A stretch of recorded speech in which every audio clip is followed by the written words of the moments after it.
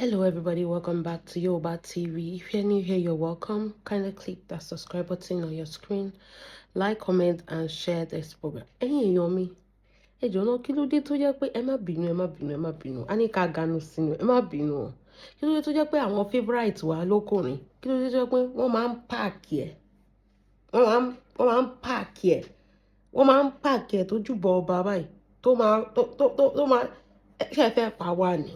Ẹrọra máa táìtì ó máa fún ṣòkòtò yẹn má bẹ́ báyìí tó jẹ́ pé a máa rí bí kóńdò wọn ṣe rí ni.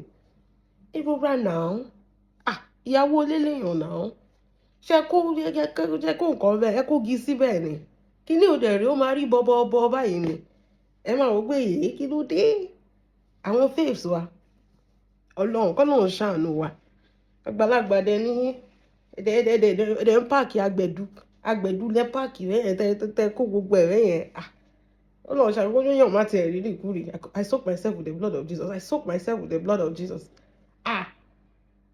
Èèyàn lè wo òkè mọ́ ibẹ̀ lèèyàn dẹ̀ ń wò ojú èèyàn wàá tún máa wò kí ojú ẹ̀ tún máa padà síbẹ̀ pé kí náà kó síbẹ̀ yẹn kí ló wà ń bẹ̀ yẹn kí ni iṣẹ́ function nǹkan tó wà ń bẹ̀ yẹn kí ló ń ṣe ń bẹ̀.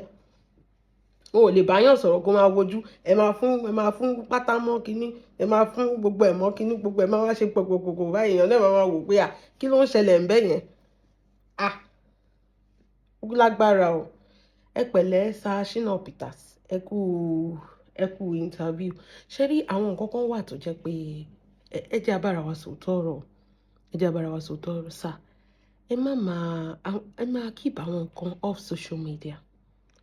Social media is not everything you say remains on social media. Kò ní dáa fáwọn tó ń jẹ́ kẹ́ lọ máa ṣe podcast yẹn. Àwọn yẹn ò sọ fún yín pé àwọn nǹkan kan wà tó jẹ́ pé báwo ṣe máa sọ clickbait. What does that mean? Ní pé nǹkan tó máa wà catchy tẹ́ bá sọ ló fẹ́ fi mú tó fẹ́ fi judge yín. Clickbait nǹkan tó máa jẹ́ káwọn go viral. Wọn kì í interviewer ò kì í consider client o. When it comes to this kini interviewer no dey consider client wọn kì í consider yín tẹ́ fẹ́ wá ṣe interview o nǹkan táwọn máa gbé tí àwọn ayé máa sọ pé ṣé nǹkan báyìí ṣẹlẹ̀ ni. You are a legend ọlọ́run gbà fún yín. You are a successful man. You have children. You have everything. Why would you even give us that idea that you had your first child at 14? Why? Who asked you that question? Mi máa ń béèrè pé àwọn tó máa ń ṣe interview we dey just wake up ṣé wọ́n máa ń sọ fún yín question tó fẹ́ béèrè àbókò máa ń wù yín kẹ́ máa sọ orú nǹkan bẹ́yìn. You were sexually assaulted, sir. When you are 14, you are still under your parents, sir. And you are sexually assaulted by a older woman because a older woman lè bọ́mọ 14 sùn. Èèyàn tó ti dàgbà ju 14 ló máa bá yín sùn. They must put in a family way. You were sexually they were under tó bá sọ pé gbogbo nǹkan tẹ́yìn bíbọn ẹ̀ máa ń tún sí báyìí tó bá yẹ pé ìlú òyìnbó ni wọ́n á lọ gbé àwọn parents yín o ìyẹn tó bá ṣe wà láyé. Because I don't even want to have that image in my head because there is a child involved now. Ọmọ yẹn á ti dàgbà. I don't want to have that image in my head. Let bygone be bygone. There are things you don't even say. You want to be remembered as a legend. You were assaulted underneath your parents at 14. And you take advantage in here, sir. These are not things. And you are like, how old are you now? You should be 70 or so. These are not things you come to social media to come and talk about. People on social media, they actually don't care about whatever it is you're going through, sir. They only care about themselves. They only care about themselves. They don't care about your life, what you're going through, what happened to you. You know, this information, Sherry, when they call podcast, they didn't say all your dirty secrets, all your secrets, come and tell the world. No. You could have just removed that part. Let us remember you as the legend that you are. Your parents failed you. You produced a child as a child. Sami, do you want us to applaud you for having your first child at 14 years? You just made us, you made us understand that you came from a very, very, very, very disturbing home. Podcast. You think before you talk. Think before you talk. Question stage. It's not everything you say when you're on podcast. In fact, think about that. Interview. Take pause now. Mark down. Make sure you frame your answer in your cranial nerve. Down because if you go and answer any question, internet no dey forget. They go dey Ejolagbe ti dàgbà sà. Ejolagbe ti dàgbà. Tó bá jẹ́ pé ẹ sọ pé at 16 ẹ fúnyàn lóyún. Àbí at 21 ẹ fúnyàn lóyún. Wọ́n máa wò pé ṣé kí n ṣọwọ́ kékeré lẹ fún lóyún. But ẹ̀yin náà abuse orí yín yọ yín.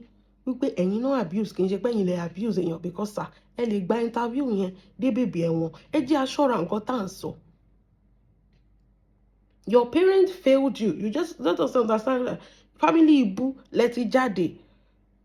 That is it.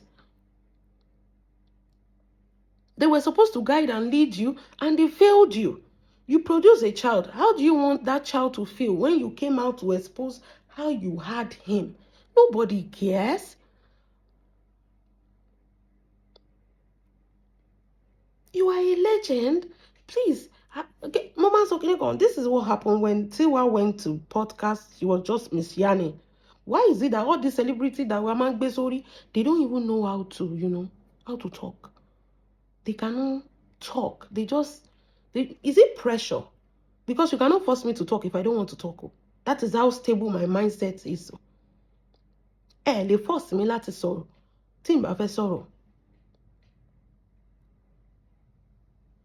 Àwọn nǹkan kan wà tó bá jẹ́ pé tó bá sọ, you have to túṣu désàlẹ̀ kòkò. Nígbà tẹ́ ẹ sọ pé 14 lẹ ti fúnyàn lóyún. Sir, now the internet want to know, did you defile a 12-year-old child or were you assaulted?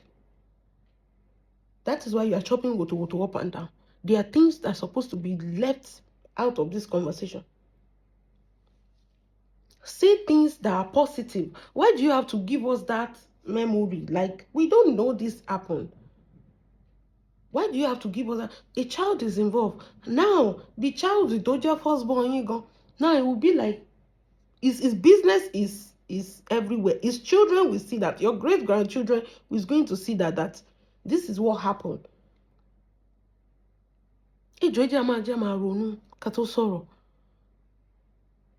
Your son's business, you just put it in the public now. Ọmọ tẹ́ ẹ ní nígbà tẹ́ ẹ jẹ́ 14 yẹn. Ẹ ti gbé ọmọ yẹn fáráyé ń sìn báyìí. Àwọn ọmọ tọ́mọ yẹn bí náà, àwọn yẹn náà ẹ ti expose ibi tí bàbá wọn gbà wá. Àwọn secret kan wà. Keep it to yourself. This is not inspirational or motivational. Tábà sọ pé okay o, torí pé fẹ́ káwọn kan learn. No, this barely happened. It's not a lesson learned. Kò sí any value to what in society. In fact, I'm even annoyed I had to have that image in my head. Like, yo, what the fuck? Because I have a 14-year-old boy too as well. You don't have to talk. There are some questions. Let us normalize that. If government no ban podcast, then talk about ban the podcast. Because all these are legends that will go to podcast. If they ask you a question and you're not comfortable, tell them next question, please. Tell them, let's normalize. I don't want to answer this question. Let's normalize something like that. Because you don't have to make your business other people's business. You should know better. You don't want to be remembered for this. And what is with you people? Don't you any small thing? Let's go to podcast. Let them ask you about your legendary work, Ibitede, your next project. Are you still singing? What is the biggest plan you are working on? Things like that. People learn from things like that. What is your view about life? What do you have to offer, even at this age? What lesson do you have to the younger musician? Nothing of such. Sexual, you know. For every podcast, there must be something sexual attached to it. Why? For every podcast. Am I the only one who noticed this? There have to be something sexual attached to it. What do you? Adorawa. Not a. The body of our podcast here. Kò ní lórí, kò ní nírú. Nothing achieved. Nothing. Àbí àwọn tó ti ní beef láàrin àwọn tẹ́lẹ̀, wọ́n máa lo opportunity yẹn láti máa bára wọn jà, láti máa sọ̀rọ̀ sílé ìsọ̀kòrò sílé. That is not what they use the podcast for. Say things that, you know, and it's always annoying to see your legend doing stuff like this that you cannot even do. But invite people that make sense. You should be not on clickbait. Really, I think they're running. Ẹ jẹ́ aṣọ nǹkan tá à ń sọ lórí podcast. If the question is ṣe kíní tó bá ṣe bákan lára, you don't have to answer it. If you feel disrespected, you don't have to answer. Ṣé wọ́n tẹ̀ wá ń kọ́ ọmọ yìí lọ́fun tó máa ń kọ́ ọ̀rọ̀ jáde lọ́fun yìí ni? We don't know this now. You've given us this now. Tó bá dọ̀nà answer by tó fi kíní yẹn bu yín, ẹ̀ tún máa bẹ̀rẹ̀ sí sọ̀rọ̀ pé wọ́n fi kíní bu yín. Ẹ̀yin inú dẹ̀rẹ̀ ilẹ̀ gbé business yín jáde because nobody asks you for this. No lesson is learned from this. Nobody asks you for this. Look at the way they were now dragging you. Tell us the name of the person. We want to know the person that defiled you when you were a young child. Of course, there is a child involved. Everybody around you already speculated, and before you know, it's a matter of time. It's in on social media. So just within few times like this, they go down bring the woman out. I'm a last. Ẹ ṣáà ra àwọn package gbogbo yín mo kó pọ̀ torí ẹ pọ̀ ńbẹ̀. Tẹ́ máa fún ṣòkòtò máa bẹ́. Tí gbogbo ẹ máa wá lúte báyìí. Ẹ jọ̀ọ́, ẹ ra máa package ẹ ṣàánú wa. We cannot focus. We cannot focus. Let us focus. I beg. Ẹ jẹ́ ká focus. Ṣé pé kéèyàn máa wòkè báyìí kọ́kọ́ yẹn dẹ̀ tún máa dọ̀tí. Ó ga. Àwa lọ́kọ ńlé o, ẹ ṣàánú wa o. Kò jẹ́ bó ṣe jẹ́. Ẹ̀yin èèyàn mi, ẹ jẹ́ kí n mọ̀ nǹkan tí wàá feel about this video down below. God bless you. Have a wonderful day. Bye.